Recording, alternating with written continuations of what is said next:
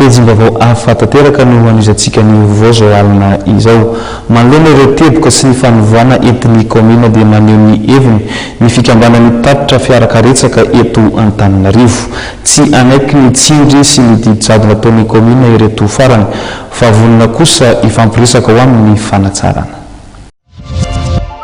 Tsy anaiky ny fanerena ataon'ny komina Antananarivo renivohitra amin'ny andoavana ny fiantonana efa-bolana mitambatra ny taksi.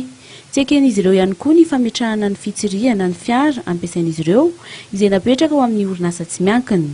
Famonoana ny asan'ny mpampiasan'ny taksi ny teboka 400 apetraky ny komina. Miendrika didijadona sy fanaparam-pahefana ny ataon'ny fiadidinan'ny Antananarivo raha ny fanamafisana nentin'izy ireo. Ametraka zany ny fiadidinan'ny Antananarivo ataontsika hoe karazana fanatsarana ny ilazany azy fa ho anay le izy famonoana ny asanay.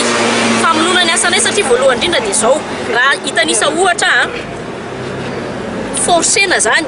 Ho forcena zany ny taxi andoa assurance efa-bolana zany ny taxi anankiray arany ataontsika hoe ny akamaroan'ny taxi eto amin'ny Antananarivo ray volana raha ila tsy vitany zany hoe fandaovana assurance zany. Ahoana moa no ahafahana imposena anay assurance efa-bolana. Faharoa manarakarak'izay ary tia ny tena zava-dehibe apetraka ny orinasa tsy miankina.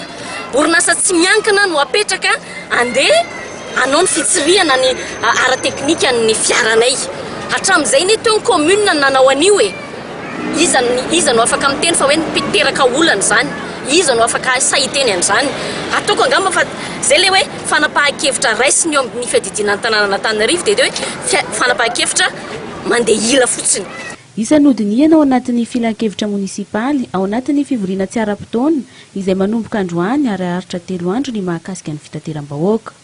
Miombon-kevitra amin'ny fanatsarana ny fitaterana ny mpanolontsaina Lalatiana Ravolomanana fa aminy tokony ara-mandinika ny fanapahan-kevitra miaraka amin'ireo mpandraharaha voakasika izany. Raha manokana dia manana sosi-kevitra ny amin'izany rehefa hoentina mandeha ny ady hevitra zany za dia mihevitra hoe ny fanatsarana ny tanàna amin'ny fanatsarana ny fitaterana dia tsy maintsy atao saingy kosa atao anatin'ny fampidiniana amin'ireo olona rehetra voakasika zany.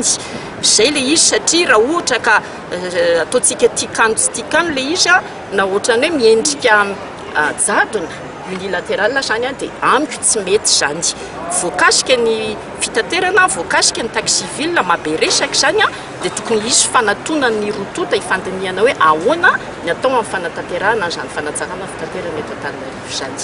Nanambara ny filohan'ny fikambanan'ny mpampiasa taxi fa efa mandalo fitsirihana indroa ny taxi eto Antananarivo ka eny Alarobia ary eny Antsakaviro ny contre-visite.